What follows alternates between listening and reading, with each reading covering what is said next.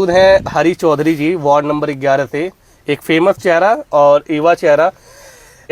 हरी जी, बहुत बहुत स्वागत है आपका न्यूज़ सर्वर में। बहुत बहुत धन्यवाद आपको। न्यूज़ सर्वर के सभी सदस्यों को मैं हृदय से आभार प्रकट करता हूं और बहुत बहुत धन्यवाद देता हूं क्योंकि आपने आया, इसलिए बहुत बहुत आपको भी धन्यवाद।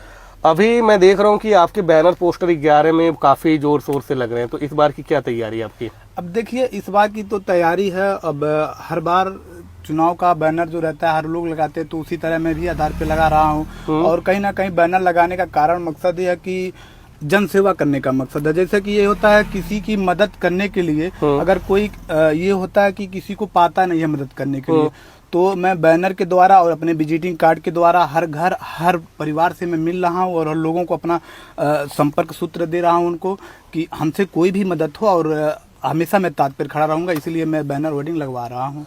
अभी आप जिला पंचायत सदस्य का चुनाव लड़ रहे हैं, क्या मुद्दा है जिसके लिए आप लड़ रहे हैं चुनाव? देखिए, मुद्दा तो विकास के लिए, मैं विकास के लिए ही लड़ रहा हूँ और कोई अपने पर्सनल निजी कार्य के लिए मैं चुनाव नहीं लड़ रहा हूँ। और जिला पंचायत के मुद्दों बहुत सारे हैं। ऐसा क्या मुद्दा जो वर्तमान में जो जिला पंचायत सदस्य नहीं किए हैं, जिनको करने के लिए आप देखिए, हमारा जिला पंचायत क्षेत्र बॉर्डर डेवलपमेंट से, जो भारत देश पड़ोसी देश हम लोगों से, उससे बहुत ही करीब सटा देश है और बहुत ही इसको हर प्रदेश में हर जिले के ये पिछड़ा जिला है हम लोगों का और कहीं ना कहीं मानते हैं पिछड़ा, तो मेरा भी जिला पंचायत बहुत पिछड़ा जिले में नाम आता है। तो कहीं ना कहीं मैं ये सोचता हूँ कि अपने जिला पंचायत का नाम और जो भी हमारे जिला पंचायत के नाम हैं, जो भी विकास कार्य हैं, वो प्रदेश तक जाए। अच्छा, तो अभी आप जो चुनाव लड़ेंगे इसमें मुद्दे तो आपने बता दिए, लेकिन किस सीट पर लड़ेंगे या फिर कौन आपके साथ अभी है जो कह रहा है कि आप चुनाव लड़िए? देखिए, लोकतंत्र ये है, आपको मैं बताना चाहता हूँ, ये लोकतंत्र है। बाबा साहब भीमराव अम्बेडकर साहब ने संविधान बनाया है। हर कोई चुनाव हर बेस पे अपने समर्थन में लड़ सकता है। भाजपा से, जैसे अभी हम भाजपा मंडल अध्यक्ष भी रह चुके हैं और भाजपा के बहुत सक्रिय कार्यकर्ता भी रह चुके हैं और अभी हैं भी, भाजपा के ही प्रचार करते हैं।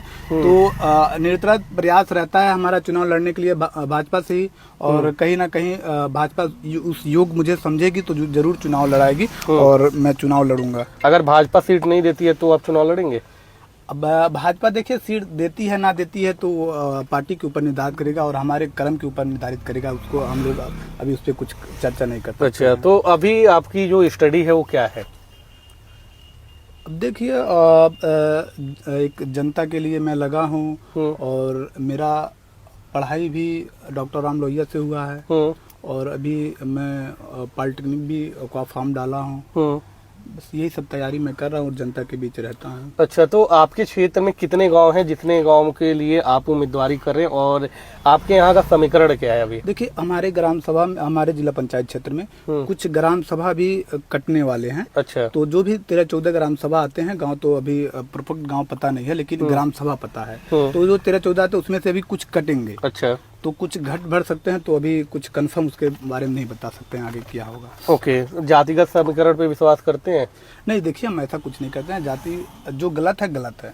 जाति के ऊपर आप विश्वास नहीं करते? देखिए, जो सत्यता है, ये नहीं है कि हमारे जात का, हमारे कास्ट का, ब्राह्मण, हिंदू, ये दलित, ये पिछड़ी, इस पे हम विश्वास नहीं करते और ना ही ऐसा हम चुनाव इस पे बेस पे लड़ेंगे। ओके, तो अभी आप जो वर्तमान जिला पंचायत सदस्य हैं, उनके कोई ऐसे काम बताइए जो उन्होंने किए ही नहीं है।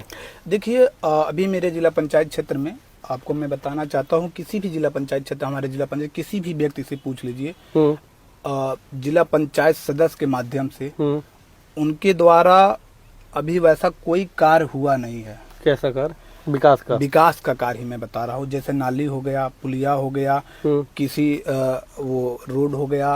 अभी हमारे ग्राम सभा, हमारे जिला पंचायत क्षेत्र में रोडों का इतना चर्च हो चुका है, लेकिन भाजपा सरकार है तो कहीं ना कहीं गड्ढा मुक्त कर रही है। तो ये पिछड़ा क्षेत्र होने के नाते, और मेरा जो जिला पंचायत सदस्य हैं वो ज्यादा जागरूक नहीं रहते हैं। अच्छा, तो आप जागरूक रहेंगे, इसकी क्या गारंटी है? मैं अभी कोई भी जिला पंचायत में हुआ नहीं हूँ, लेकिन उसके बाद भी मैं नियंत्रण जनता के बीच में ही रहता हूँ। अभी आपके सामने ही एक वो फोन आया है बिजली विभाग से, तो कहीं ना कहीं मैं हमेशा तत्पर ही रहूंगा और रहता हूँ जनता के बीच ही।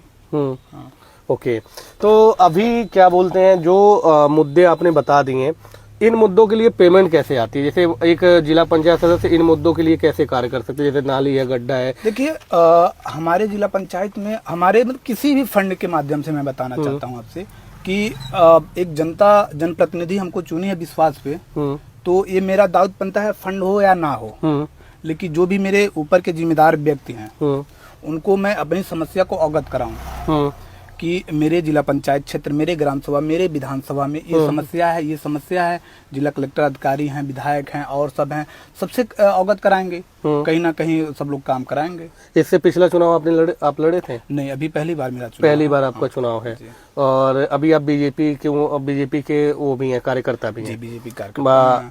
तो बीजेपी के लोगों से आपका क्या कनेक्शन है अभी? देखिए बीजेपी के लोगों से हमारा नहीं, सबका बीजेपी का बहुत ताल्लुकात अच्छा रहता है। बीजेपी सबको लेकर एक साथ विकास करती है, सबको लेकर चलती है। और कहीं ना कहीं हमारे जो संरक्षक हैं, हमारे माननीय वित्त राज्य मंत्री जी के सुपुत्र रोहन चौधरी जी, बड़े भैया भी हमारे संरक्षक हैं राजनीति के। और हमारे लालचंद चौधरी जी विधानसभा की तैयारी कर रहे हैं। हमारे चाचा श्री हैं, हमारे प्रदीप भैया श्री प्रदीप चौधरी जी हैं।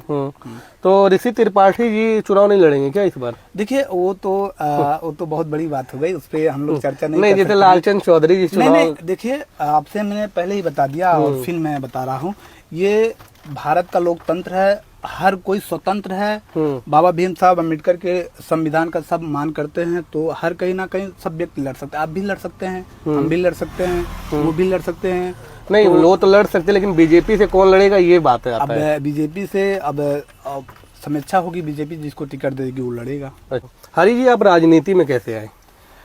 देखिए राजनीति में जन सेवा के ही माध्यम से मैं आया, क्योंकि मेरे पिताजी घर पे रहते थे तो मैं भी देखता था। मेरे पिताजी भी राजनीति में नहीं है, लेकिन कहीं ना कहीं मैं पिताजी के ही मार्गदर्शनों पे चलता हूँ। क्योंकि लोग जब मेरे ग्राम सभा से ऐसा कोई चर्चित चेहरा है नहीं कि किसी के यहाँ कोई मदद करने के योग चला जाए कि हमारा बाबू ये मदद कर दो, ऐसा कुछ ग्राम सभा में है नहीं कोई सम्रांत व्यक्ति। कितने साल हो गए आपको राजनीति में? देखिए हम राजनीति में 2017 में आए हैं। 2016 से स्टार्टिंग है, लेकिन 2017 में सक्रिय कार्यकर्ता मैं बन गया चुनाव में। तो अभी आप का कनेक्शन बेहतर किससे है, सांसद जी या विधायक जी?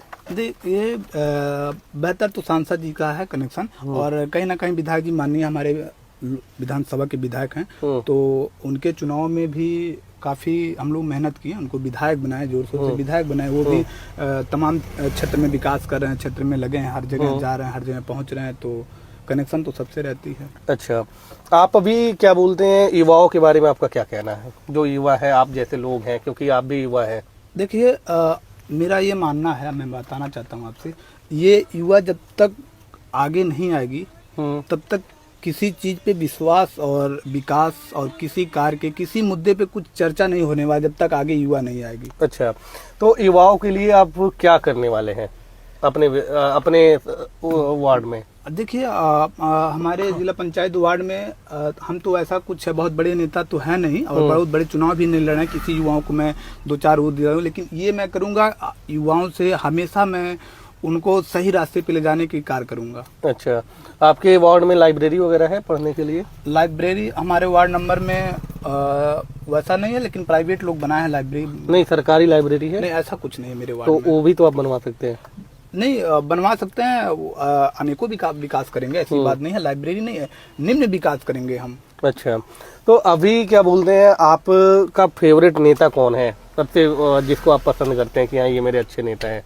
देखिए हमने पहले भी बताया, अभी भी बता रहे हैं, मैं माननीय रोहन भैया को मैं बहुत ज्यादा मानता हूँ और कहीं ना कहीं उनके मार्गदर्शनों पे मैं चलता हूँ। मिले हैं रोहन भैया से? जी। कहाँ मिलते हैं? उनसे हमेशा मुलाकात होती है। क्या बात होती है उनसे? बस वैसे ही बात होती है, विकास के लिए बात होती है, किसी समस्याओं के लिए बात होती है, वैसा मतलब ऐसा कुछ भी नहीं होता, केवल विकास के ही संबंध में और किसी समस्या को अवगत कराना है, कहीं लाइन बिजली विभाग कहीं क्या हो गया, कहीं किससे का हो, तो यही सब पे चर्चा होती है रोहन भैया से। तो वो सपोर्ट करते हैं? हाँ, सपोर्ट करते हैं और अपने बड़े छोटे भाई की तरह मानते हैं मुझे। तो कहीं ना कहीं मैं राजनीति का संरक्षक मैं रोहन भैया को मानता हूँ और प्रदीप जी को मानता हूँ, लालचंद चौधरी जी को मानता हूँ, लेकिन जो मेरे जीवन का राजनीति का गुरु है वो मैं किसी को नहीं मानता हूँ, केवल मैं अपने पिताजी को मानता हूँ। अच्छा, मतलब राजनीतिक गुरु आपके वही हैं? हाँ, हमारे राजनीतिक गुरु हमारे पिताजी हैं और कहीं ना कहीं उनके ही मार्गदर्शनों पे मैं हमेशा चलता हूँ और वो जो भी कार्य होता है मैं उन्हीं से ही निर्णय लेकर करता हूँ। तो अभी चुनाव कब से स्टार्ट होने वाले हैं? अभी देखिए बीच में कुछ डिफरेंस होने वाला था कि 27 में होगा, लेकिन बीच में फिर आ गया कि अप्रैल मार्च में होगा। अप्रैल मार्च में चुनाव होंगे, ये अपडेट है? हाँ, मतलब 2-1 महीने ऊपर नीचे हो सकते हैं। हाँ, ये हो सकते हैं। तो इस बार आप प्रत्याशी रहेंगे जिला पंचायत सदस्य के। देखिए, हरी चौधरी जी से हमारी बात हुई। हरी चौधरी जी अभी कहीं जा रहे थे तो मेरे से मिले, तो हमने गाड़ी में ये सारा कुछ किया। आवाज थोड़ी सी आपको अगर कहीं पर मिस्टेक हो तो आप बता सकते हैं हमें, थोड़ी सी चीज उसके लिए सॉरी है। लेकिन अभी हरी जी से बात करके एक्चुअल में ये लगा कि हाँ, इनके जो वार्ड है, इनकी जो वार्ड की दिक्कतें हैं उसको लेके ये जागरूक हैं और कहीं ना कहीं एक बीजेपी के कार्यकर्ता हैं, तो इनके लिए प्लस पॉइंट है कि कोई भी काम इनको करवाने में या किसी भी काम के लिए इनको बोलने में किसी से हिचक नहीं होगी, क्योंकि अभी गवर्नमेंट भी बीजेपी की है। आपका हरी चौधरी जी के बारे में क्या कहना है, आप हमें कमेंट में बताएं।